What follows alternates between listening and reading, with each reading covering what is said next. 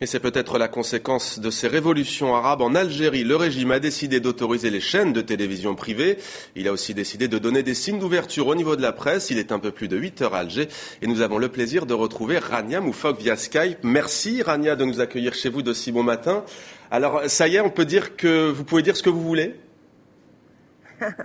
Oui, de toute manière, moi je ne m'en prive pas. Mais la loi étant autre chose.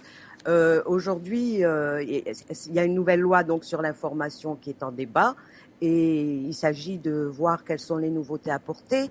Alors, la grande nouveauté, c'est que l'audiovisuel est ouvert au privé. Il faut savoir qu'en Algérie, depuis très longtemps, même depuis l'indépendance, les télés et les radios sont uniquement d'État, donc autant dire gouvernementales.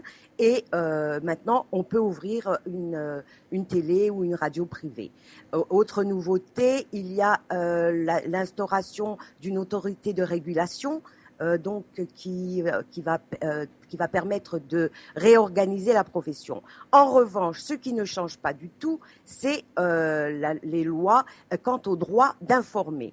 Je ne sais pas si vous m'entendez. Oui, je vous entends très bien, Rania, oui. Mais justement, vous, à titre personnel, pour vous, c'est un vrai changement ou c'est une réforme à minima alors ? Non, franchement, honnêtement, il n'y a aucun changement.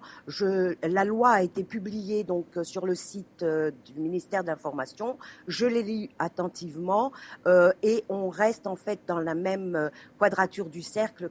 Alors, il est vrai que le délit de presse est dépénalisé, c'est-à-dire que les journalistes ne risqueront plus la prison. Mais quant à tout ce qui est autour du droit à l'information, de la liberté d'aller à la recherche d'informations, il y a toujours les mêmes interdits. Je vous prends un exemple ou deux.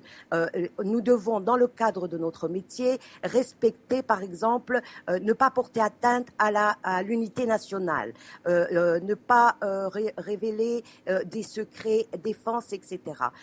D'accord, notre profession a besoin de garde-fous, comme toutes les professions, mais quand on sait qu'on est dans un pays où il n'y a pas de contre-pouvoir, c'est-à-dire où il n'y a aucun contre-pouvoir aux forces de police et aux forces militaires, il n'y a pas de réglementation qui permettront de dire ceci est classé secret défense ou ne l'est pas. Donc il y a toute la limite entre les garde-fous et les portes ouvertes à toutes sortes d'arbitraires, c'est-à-dire qu'il y aura toujours sur la tête des journalistes l'épée de Damoclès, c'est-à-dire à savoir est-ce que j'ai le droit de publier cette information ou non, puisque Merci.